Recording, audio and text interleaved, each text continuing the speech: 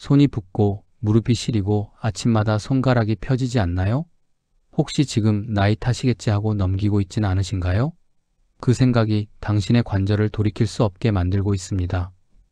오늘 이 시간만 제대로 들으시면 당신의 관절이 왜 계속 아픈지, 그리고 어떻게 하면 통증 없이 걸을 수 있는지 명확한 이유와 해법을 모두 알게 되실 겁니다. 많은 사람들이 관절염을 하나의 병이라고 생각합니다.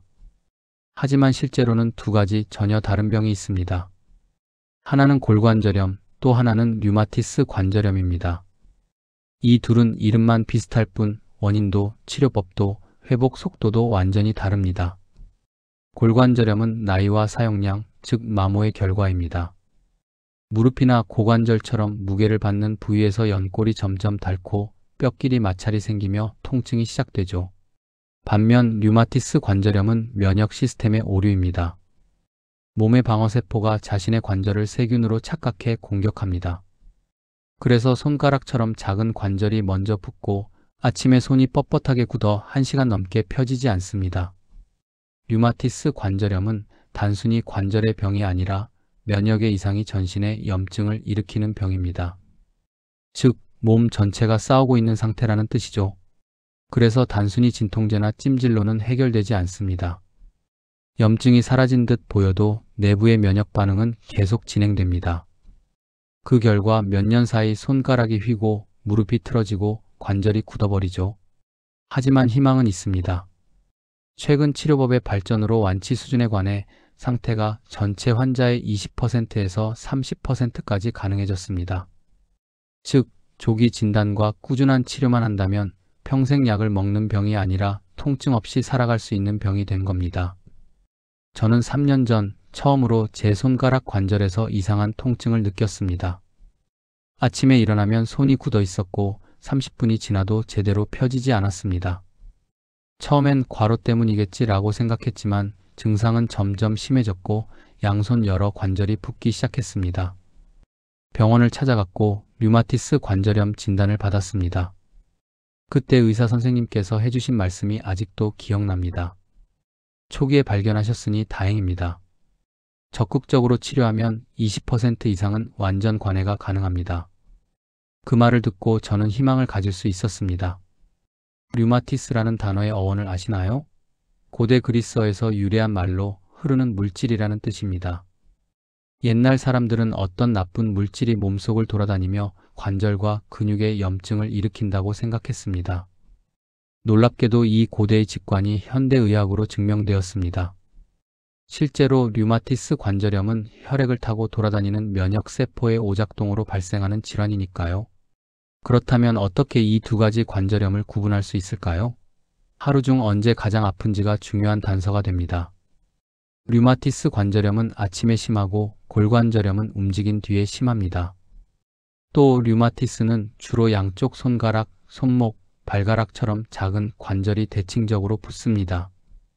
반면 골관절염은 무릎, 허리, 고관절처럼 하중을 받는 큰 관절에서 발생하죠. 류마티스 환자에게 흔한 특징은 조조강직입니다. 눈을 뜨자마자 주먹이 쥐어지지 않고 손이 딱딱하게 굳어 1시간 이상 풀리지 않습니다. 환자분들은 이렇게 표현하십니다. 아침에 일어나면 손이 나무토막 같아요. 주먹을 쥐려고 해도 손가락이 말을 듣지 않아요. 반지를 끼던 손가락이 부어서 반지가 빠지지 않아요. 병뚜껑을 돌리려고 해도 손에 힘이 들어가지 않아요. 반면 퇴행성 관절염, 즉 골관절염은 움직이다 보면 오히려 통증이 조금 줄어드는 경향을 보입니다. 아침에 일어났을 때는 좀 뻣뻣하지만 움직이고 나면 관절이 풀리면서 증상이 완화되는 것이죠. 이것이 두 질환을 구분하는 결정적인 차이입니다. 이 두 질환을 명확히 구분하려면 전문 진단이 반드시 필요합니다. 혈액 검사에서는 류마티스 인자 또는 더 정밀한 항시 CP 항체 검사로 확진이 가능합니다. 여기에 초음파나 MRI 검사로 관절 내부의 염증 정도와 변형 여부를 확인하죠. 혈액 검사에서 염증 수치인 CRP나 ESR이 올라가 있는지도 중요한 지표입니다. 또한 항액 항체 검사를 통해 다른 자가면역 질환과의 연관성도 확인합니다. 중요한 점은 이런 항체 검사가 음성으로 나와도 류마티스 관절염일 수 있다는 것입니다. 혈청음성 류마티스라고 해서 항체는 없지만 임상 증상과 영상 검사로 진단되는 경우도 있습니다. 이은영 교수는 이렇게 말합니다. 류마티스 관절염은 발병 2년 안에 변형이 생길 수 있기 때문에 조기 진단이 생명을 좌우한다. 즉, 손이 좀 아프네 하는 시기를 놓치면 이후엔 변형된 관절을 되돌릴 수 없다는 겁니다. 실제로 치료를 받지 않으면 2년 이내에 관절 변형이 시작되고 10년이 지나면 손가락이 심하게 휘어 일상생활이 불가능해질 수 있습니다. 류마티스 관절염이 관절만 침범하는 게 아니라는 사실도 알아야 합니다. 전신을 침범하는 질환이기 때문에 폐에 간질성 폐렴이 생길 수 있고 혈관에 염증이 계속되면 심근경색이나 뇌졸중의 위험도 높아집니다. 또한 쇼그렌 증후군이라는 다른 자가면역 질환이 동반되어 눈과 입이 건조해지는 증상이 나타나기도 합니다. 아주 드물게는 류마티스 혈관염이 발생해서 피부나 신경계에도 이상을 일으킬 수 있습니다. 그렇다면 치료는 어떻게 다를까요? 골관절염은 체중 조절, 근육 운동, 그리고 관절 부하를 줄이는 생활 습관이 핵심입니다. 필요시 히알루론산 주사나 물리치료가 도움이 되지만 연골이 완전히 다른 경우엔 인공관절 수술을 고려해야 합니다. 반면 류마티스 관절염은 염증을 일으키는 면역 반응 자체를 조절해야 합니다. 초기에는 염증을 빠르게 잡기 위해 스테로이드를 단기간 소량 사용합니다. 많은 분들이 스테로이드를 무조건 나쁘다고 생각하시는데 류마티스 치료에서 스테로이드는 가능한 6개월 이내 최소 용량으로 사용하면 염증을 효과적으로 조절할 수 있는 중요한 약입니다. 그 뒤에는 항류마티스 약제, 면역 억제제, 그리고 생물학적 제제가 단계별로 투입됩니다. 항류마티스 약제는 MTX라는 약이 대표적인데 이것은 면역세포의 활동을 조절해서 염증 반응을 줄여줍니다. 또한 항말라리아제 중 일부도 류마티스 치료에 사용됩니다. 이런 약들은 원래 다른 용도로 개발되었다가 류마티스 치료에 효과가 있다는 것이 밝혀진 것들입니다. 생물학적 제제는 말 그대로 세포 수준의 치료제입니다. 면역세포가 염증을 일으키는 신호를 차단해 몸의 잘못된 공격을 멈추게 하죠. 10년 전까지만 해도 상상할 수 없던 치료지만 지금은 전 세계 매출 상위 10대 약 중 4개가 류마티스 치료제일 만큼 효과가 입증됐습니다. 이것은 표적 치료라고 하는데 특정 면역 반응만을 정밀하게 차단하기 때문에 부작용을 최소화하면서 효과를 극대화할 수 있습니다.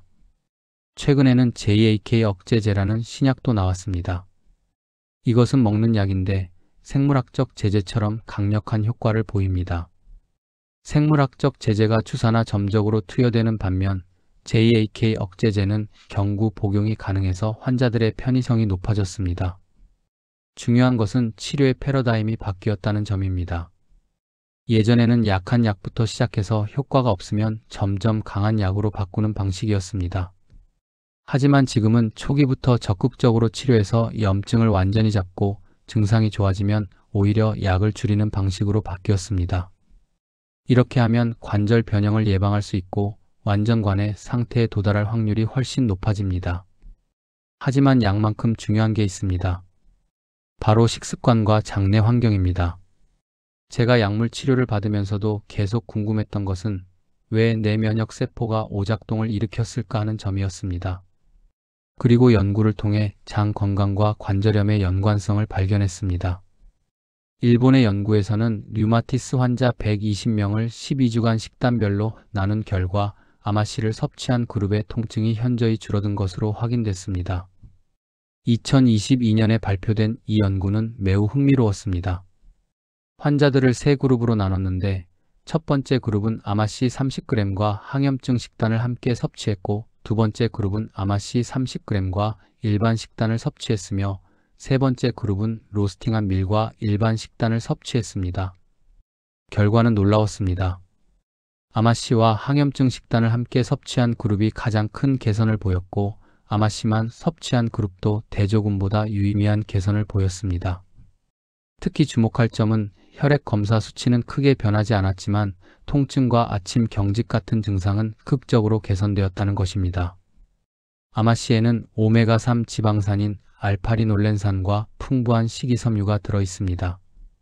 이 성분이 장내 염증을 줄이고 결국 몸 전체의 염증 반응을 완화시킨다는 것이죠. 즉, 장이 건강해야 관절도 편안해집니다. 아마씨 30g, 큰 스푼으로 2개 정도에는 식이섬유가 5g에서 6g 정도 들어있어서 이것만으로도 상당한 양의 식이섬유를 섭취할 수 있습니다. 체내 염증의 70% 이상이 장에서 시작된다는 연구 결과도 있습니다. 장내 미생물의 균형이 깨지면 장벽이 약해지고 그 틈으로 독소가 혈액으로 들어가 전신 염증을 일으킵니다. 이것을 장누수 증후군이라고 하는데 류마티스 관절염 환자의 상당수가 이런 장 문제를 가지고 있다고 합니다.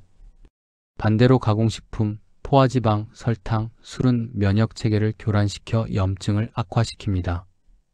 따라서 관절염 치료의 첫걸음은 약보다 식탁 위의 선택일지도 모릅니다. 저는 실제로 식단을 항염증 식단으로 완전히 전환했습니다. 적극적으로 섭취한 음식은 이렇습니다. 채소와 콩류, 과일을 몇 끼 접시의 절반 이상 담았습니다.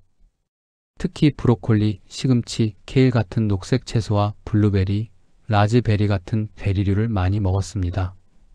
현미와 귀리, 퀴노아 같은 통곡물도 흰쌀 대신 선택했습니다.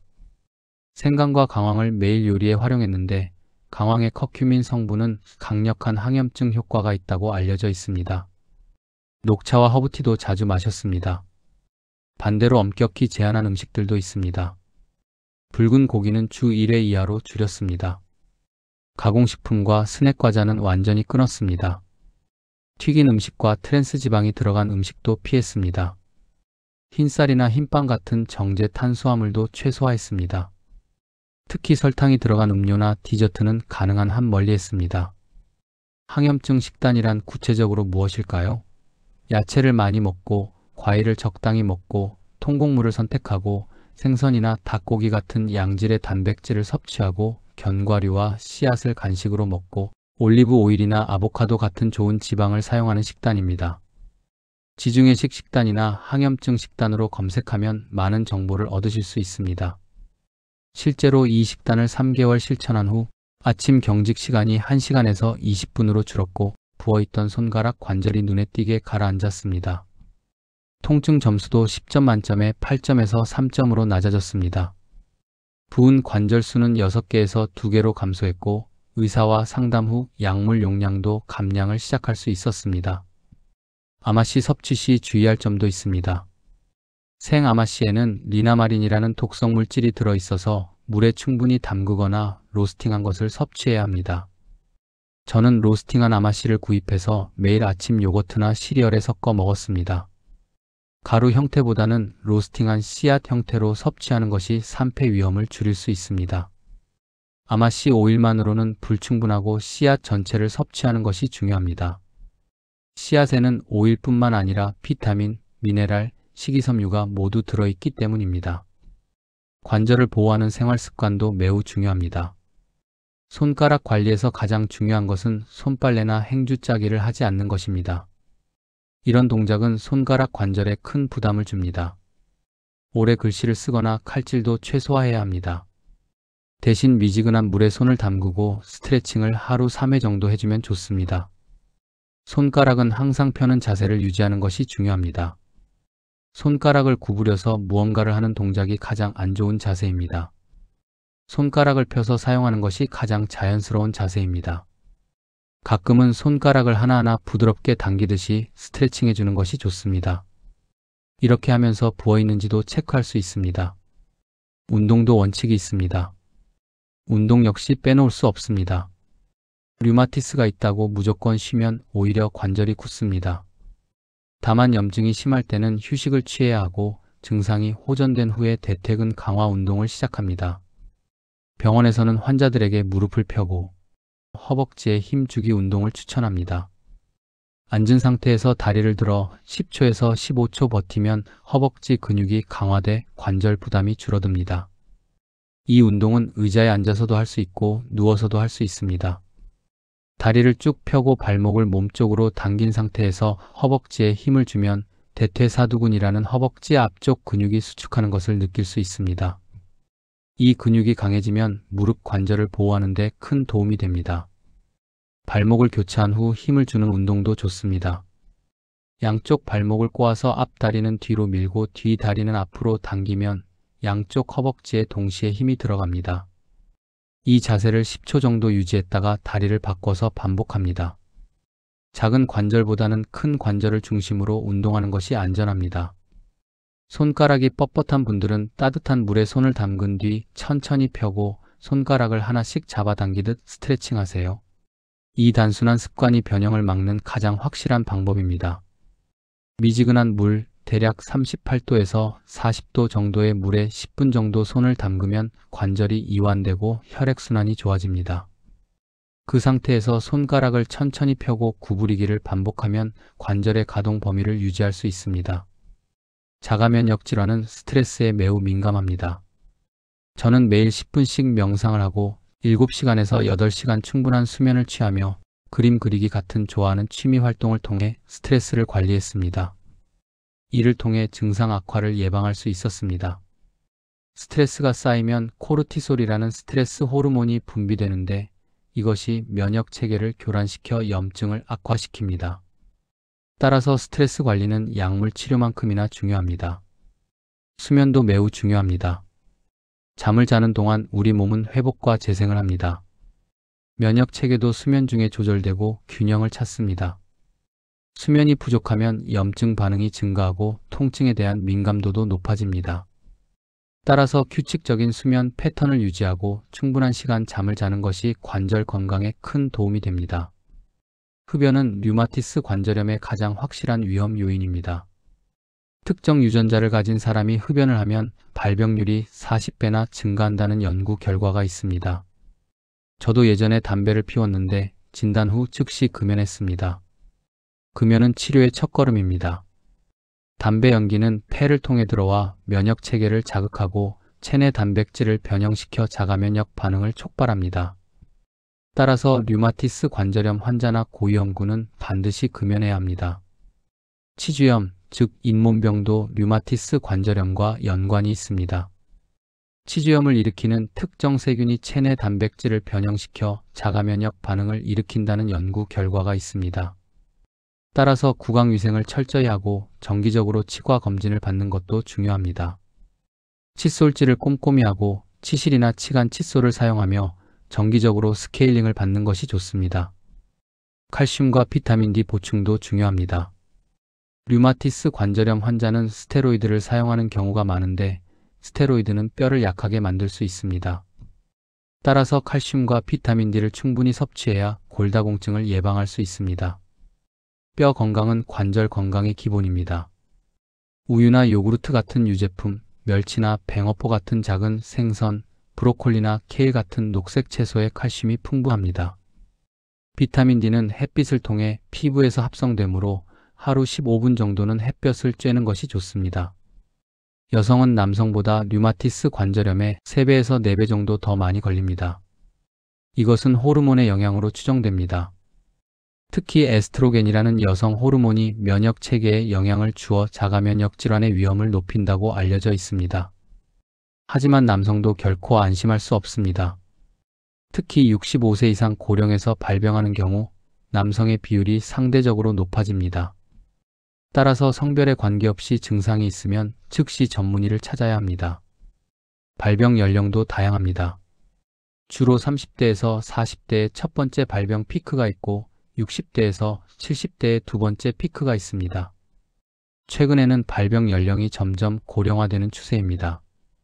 하지만 어린이부터 노인까지 모든 연령대에서 발병할 수 있습니다. 어린이가 걸리면 젊은성 특발성 관절염이라고 부르는데 이 경우 약 30% 정도는 완치됩니다. 하지만 나머지는 성인이 되어서도 류마티스 관절염으로 치료를 계속해야 하는 경우가 많습니다. 구체적인 실행 가이드를 말씀드리겠습니다. 첫 주에는 식단 전환을 준비합니다. 유기농 로스팅 아마씨를 구입하고 냉장고를 정리해서 가공식품을 제거하며 채소와 통곡물, 허브를 구입하는 장을 봅니다. 이 과정에서 가족들과 충분히 상의하는 것이 좋습니다. 가족의 이해와 협조가 있어야 식단 개선이 지속 가능합니다. 2주차부터 4주차까지는 습관을 형성하는 시기입니다. 매일 아마씨 30g을 섭취하고 하루 한 끼씩 항염증 식단으로 전환하며 손 스트레칭 루틴을 시작합니다. 처음에는 어색하고 번거로울 수 있지만 3주 정도 지나면 습관이 되어 자연스러워집니다. 증상 일기를 쓰는 것도 좋습니다. 매일 통증 정도, 부은, 관절의 개수, 아침 경직 시간 등을 기록하면 나중에 의사와 상담할 때 유용합니다. 5주차부터 8주차까지는 확장하고 정착시키는 단계입니다. 모든 끼니를 항염증 식단으로 바꾸고 운동 루틴을 추가하며 증상 일기를 계속 작성합니다. 이 시기가 되면 몸에서 변화를 느끼기 시작합니다. 통증이 조금씩 줄어들고 아침 경직 시간이 짧아지고 부기가 가라앉는 것을 경험하게 됩니다. 9주차부터 12주차까지는 평가와 조정의 시기입니다. 의사와 증상 개선에 대해 상담하고 약물 조정을 논의하며 장기 실천 계획을 수립합니다. 혈액 검사와 영상 검사를 다시 해서 객관적인 개선 정도를 확인합니다. 의사가 약물을 줄일 수 있다고 판단하면 단계적으로 감량을 시작합니다. 이러한 방법들을 실천한 지 3개월 후 저에게는 놀라운 변화가 찾아왔습니다.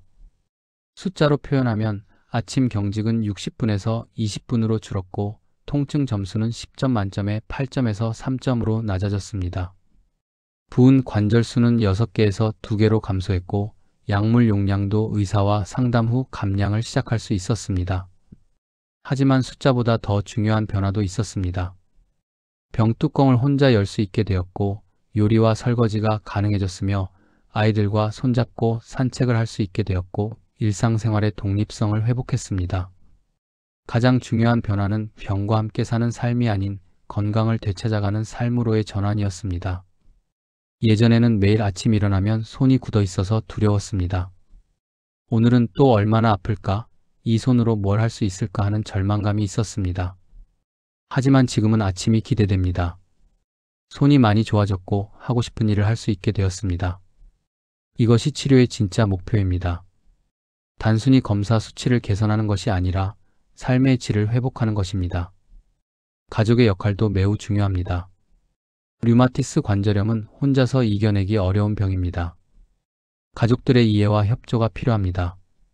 환자가 손빨래를 하지 못하고 무거운 것을 들지 못하고 때로는 병뚜껑도 열지 못한다는 것을 이해해 주어야 합니다. 이것은 게으름이나 나약함이 아니라 병 때문입니다. 가족들은 환자에게 그냥 좀 쉬면 되지 왜 그렇게까지 아파라고 말하지 말아야 합니다. 대신 오늘은 좀 어때? 내가 도와줄 게 있어? 라고 물어봐 주는 것이 큰 힘이 됩니다. 서울대병원 이은영 교수도 강조합니다. 류마티스 관절염 환자에게는 주변 사람들의 이해와 협조가 치료만큼이나 중요합니다. 멘토의 역할도 중요합니다. 같은 병을 겪은 사람의 조언과 격려는 큰 힘이 됩니다. 저도 치료 초기에 먼저 이 병을 경험한 분들의 이야기를 듣고 많은 위안을 받았습니다. 나만 이렇게 힘든 게 아니구나. 이분도 이겨냈으니 나도 할 수 있겠구나 하는 희망을 가질 수 있었습니다. 요즘에는 류마티스 관절염 환자 커뮤니티도 활발합니다. 온라인이나 오프라인에서 같은 고민을 가진 사람들이 모여 정보를 공유하고 서로를 격려합니다. 이런 커뮤니티에 참여하는 것도 좋은 방법입니다. 멘토를 찾거나 멘티가 되어 서로 도움을 주고받을 수 있습니다. 지금 이 영상을 보고 계신다면 당신은 이미 회복의 첫 단계를 밟은 겁니다. 관심이 곧 예방이고 조기 진단이 곧 치료입니다. 나중에 병원 가야지가 아니라 지금 바로 확인해보자가 당신의 관절을 지킵니다. 관절염은 평생 가는 병이 아닙니다. 단지 오랫동안 함께 살아야 하는 불편한 친구일 뿐이죠. 그 친구를 잘 다루면 당신의 인생은 다시 걷고 뛰고 웃을 수 있습니다. 서울대병원 이은영 교수도 이렇게 표현했습니다. 류마티스 관절염은 평생 가는 친구는 아니지만 오랫동안 같이 가야 하는 불편한 친구입니다. 이 친구를 어떻게 잘 다스리고 나한테 유리하게끔, 나한테 해를 끼치지 않고 나를 위하게끔 가게 할 것인가를 고민하는 게 가장 중요하고 현명한 방법입니다. 류마티스 관절염의 진짜 적은 나이가 아니라 방심입니다. 골관절염의 진짜 원인은 세월이 아니라 습관입니다. 염증은 나이보다 빨리 오고 방치는 노화보다 더 빠르게 관절을 망가뜨립니다. 그러니 오늘만큼은 자신의 손가락을 한번 꼭 펴보세요. 움직임이 불편하다면 그건 신호입니다. 몸이 보내는 도와달라는 경고음이죠. 류마티스 관절염에 대한 오해와 진실도 정리하겠습니다. 첫째, 류마티스 관절염은 불치병이다. 이것은 반은 맞고 반은 틀립니다. 완치가 어려운 난치병인 것은 맞지만 불치병은 아닙니다. 20%에서 30%는 완전 관해 상태에 도달할 수 있고 대부분의 환자가 적절한 치료를 받으면 정상적인 생활을 할 수 있습니다. 둘째, 류마티스 관절염은 유전된다. 이것은 틀렸습니다. 유전적 소인은 있지만 직접적으로 유전되지는 않습니다. 부모가 류마티스 관절염이라고 해서 자식이 반드시 걸리는 것은 아닙니다. 유전자가 변형되어 전달되는 것이 아니라 특정 유전자를 가진 사람이 환경적 요인에 노출되었을 때 발병 위험이 높아지는 것입니다. 셋째, 관절약을 먹으면 위가 상한다. 이것은 부분적으로 맞습니다. 소염 진통제는 위장 장애를 일으킬 수 있습니다. 하지만 요즘은 위장 보호제를 함께 처방하고 꼭 필요할 때만 적절한 용량을 사용하기 때문에 위험을 크게 줄일 수 있습니다. 또한 항류마티스 약제나 생물학적 제제는 위장 부작용이 적습니다. 넷째, 류마티스 관절염의 통증은 겨울에 특히 더 심해진다. 이것은 맞습니다. 추위는 관절의 혈액순환을 나쁘게 하고 근육을 긴장시키며 통증 감각을 예민하게 만듭니다.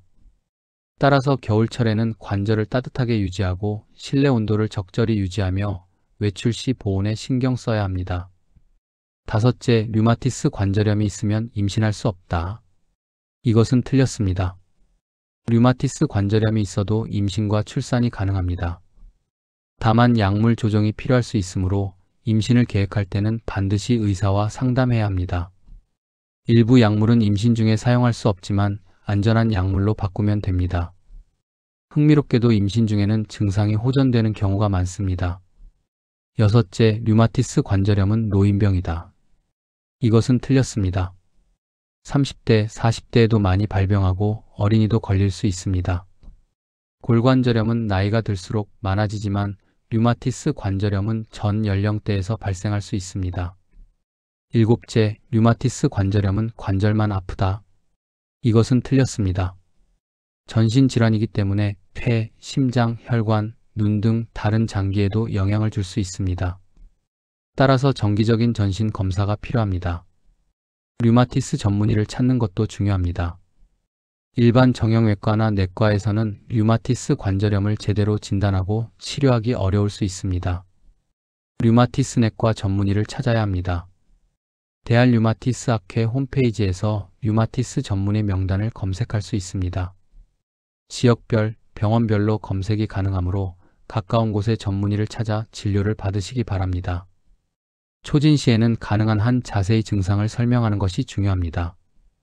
언제부터 아팠는지, 어느 관절이 아픈지, 아침에 더 심한지, 저녁에 더 심한지, 얼마나 오래 뻣뻣한지, 다른 증상은 없는지 등을 메모해가면 좋습니다. 또한 가족력, 흡연 여부, 직업 등도 중요한 정보입니다. 치료는 장기전입니다. 류마티스 관절염은 몇 주나 몇 달 만에 완치되는 병이 아닙니다. 최소 몇 년, 때로는 평생 관리해야 할 수도 있습니다. 하지만 절망할 필요는 없습니다. 꾸준히 치료하고 관리하면 충분히 정상적인 생활을 할 수 있습니다. 중요한 것은 포기하지 않는 것입니다. 약을 임의로 끊지 마세요. 증상이 좋아졌다고 해서 약을 끊으면 재발할 수 있습니다. 약을 줄이거나 끊는 것은 반드시 의사와 상의해서 결정해야 합니다. 정기적인 검사와 진료를 통해 병의 활성도를 모니터링하면서 의사가 안전하다고 판단할 때 약을 줄여나가야 합니다. 관절혁명 참석 같은 체계적인 프로그램을 활용하는 것도 좋은 방법입니다. 혼자서 모든 것을 해내기는 어렵습니다. 전문가의 도움을 받고 같은 고민을 가진 사람들과 함께하면 훨씬 수월합니다. 류마티스 전문의의 의학적 조언, 영양사의 맞춤 식단 플랜, 물리치료사의 안전한 운동 가이드, 그리고 커뮤니티의 정서적 지지가 모두 필요합니다. 여러분, 저는 이 여정을 통해 깨달았습니다. 류마티스 관절염은 관리할 수 없는 병이 아니라 함께 살아가는 법을 배워야 하는 동반자라는 것을요. 약물 치료는 필수입니다. 하지만 그것만으로는 충분하지 않습니다. 우리 몸은 스스로 치유하는 능력을 가지고 있습니다. 다만 그 능력을 발휘할 수 있는 환경을 만들어줘야 합니다. 염증을 줄이는 음식, 장 건강을 회복시키는 식이섬유, 관절을 보호하는 생활 습관, 면역계를 안정시키는 스트레스 관리, 이 모든 것들이 합쳐질 때 우리는 진정한 관절 혁명을 경험할 수 있습니다. 혁명이라는 단어가 거창하게 들릴 수 있지만 실제로는 작은 변화들의 축적입니다. 매일 아마씨 30g을 먹고 채소 위주의 식사를 하고 손 스트레칭을 하고 충분히 자고 스트레스를 관리하는 것. 이런 작은 실천들이 모여서 큰 변화를 만들어냅니다. 혼자서 시작하기 어려우신가요? 더 체계적이고 전문적인 가이드가 필요하신가요? 그렇다면 관절혁명 참석 같은 프로그램을 활용해 보세요. 12주 완전 관리 시스템을 통해 체계적으로 건강을 회복할 수 있습니다. 저도 이런 프로그램을 통해 많은 도움을 받았고 지금 이렇게 여러분께 희망의 메시지를 전할 수 있게 되었습니다. 여러분도 할 수 있습니다. 아침에 손이 펴지지 않아 좌절했던 그 순간, 병뚜껑을 열지 못해 눈물 흘렸던 그 순간, 나는 평생 이렇게 살아야 하나 절망했던 그 순간을 희망으로 바꿀 수 있습니다.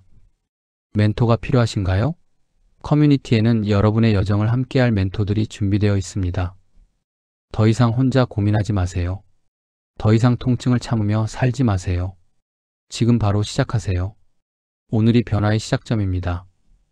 오늘부터 당신의 식탁이 달라지고 당신의 습관이 달라지고 당신의 몸이 달라질 것입니다. 3개월 후, 6개월 후, 1년 후의 당신은 지금과는 완전히 다른 삶을 살고 있을 것입니다.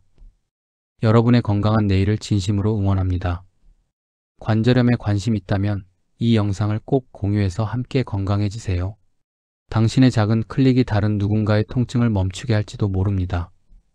좋아요와 구독, 그건 단순한 버튼이 아니라 당신의 건강을 지키는 첫 약속입니다. 함께라면 우리는 할 수 있습니다.